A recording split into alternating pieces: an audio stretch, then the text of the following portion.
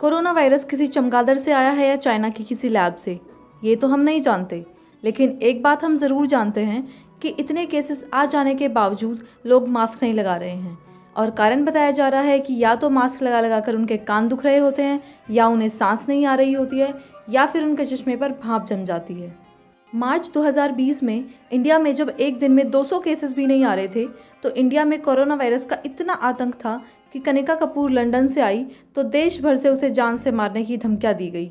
और अप्रैल 2021 में आलम यह है कि एक दिन में 1.5 लाख केसेस आ जाने के बावजूद लोग इलेक्शन रैलीज में हिस्सा ले रहे हैं।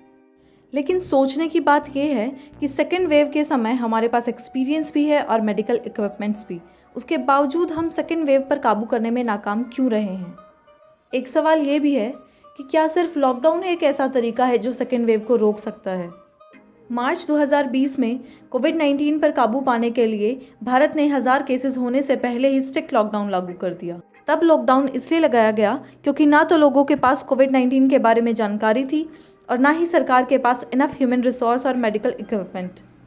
आम लोगों के बीच डर का माहौल था और हेल्थ सिस्टम कोलैप्स होने का भी डर था।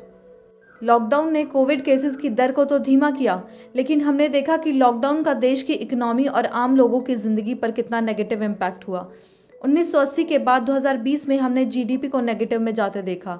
हज़ारों माइग्रेंट्स को जॉब लॉस और मिसमैनेजमेंट के कारण शहर छोड़कर अपने गांव वापस लौटना पड़ा, जिसके कारण हज़ारों लोगों की जान का नुकसान हुआ। दुनिया भर में करीब 10 करोड़ लोग एक्सट्रीम पॉवर्टी में धकेल दिए गए। लेकिन जैसे जैसे 2020 खत्म हुआ, वैसे ही लोगों में कोविड का डर भी खत्म होने लगा। स्कूल कॉलेजेस खुलने लगे, सिनेमा हॉल्स में 100% सीटिंग की मंजूरियां मिलने लगी। लोगों ने हाथ धोना, मास्क पहनना, कोई भी प्रिकॉशन लेना बंद कर दिया। सोशल डिस्टेंसिंग सिर्फ एक फॉर्मेलिटी बनकर रह गई। लाखों की तादाद में लोग इलेक्शन रैलीज में शामिल होने लगे। वैक्सीनेशन भी अपने जोरों शोरों पर थी। सबको लग रहा था शायद अब जिंदगियां नॉर्मल हो जाएंगी।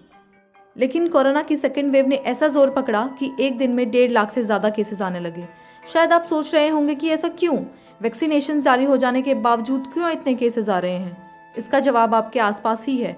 कितने लोग आपने देखे हैं जो प्रॉपर तरीके से मास्क लगाते हैं, जो सोशल डिस्टेंसिंग को फॉलो करते हैं, और जिनको लगता है कि कोविड एक प्रोपेगेंडा नहीं, सच में एक बीमारी है। फिर सवाल आता है कि क्या लॉकडाउन एक ऐसा तरीका है जो हमारे देश को सेकेंड वेव से बचा सकता है। इसका जवाब है नहीं। अगर हम आप जैसे लोग रिस्पॉन्सिबल होकर मास्क पहने और कोविड-19 गाइडलाइंस को फॉलो करें तो लॉकडाउन लगने से बचाया जा सकता है और इकोनॉमी को फिर से नेगेटिव में जाने से भी बचाया जा सकता है।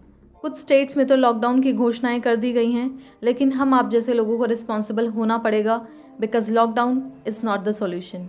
जय हिंद।